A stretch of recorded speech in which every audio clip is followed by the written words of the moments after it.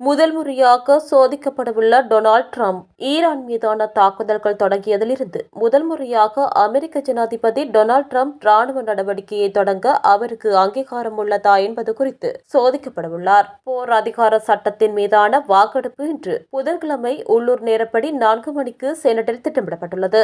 இந்த தீர்மானம் ட்ரம்பின் ராணுவ நடவடிக்கைகளை முன்னெடுக்கும் அதிகாரத்தை கட்டுப்படுத்தும் நோக்கில் முன்வைக்கப்பட்டுள்ளது. எனினும் மோதலை சூழ்ந்துள்ள பல அறியப்படாத நிலைகள் மற்றும் முந்தைய நிர்வாகங்களின் போது இதேபோன்ற அனுமதி பெறப்படாத முன்னுதாரணங்கள் காரணமாக இந்த முயற்சி கடினமான சவால்களை எதிர்கொள்ளும் என்று அரசியல் வட்டாரங்கள் கருதுகின்றன.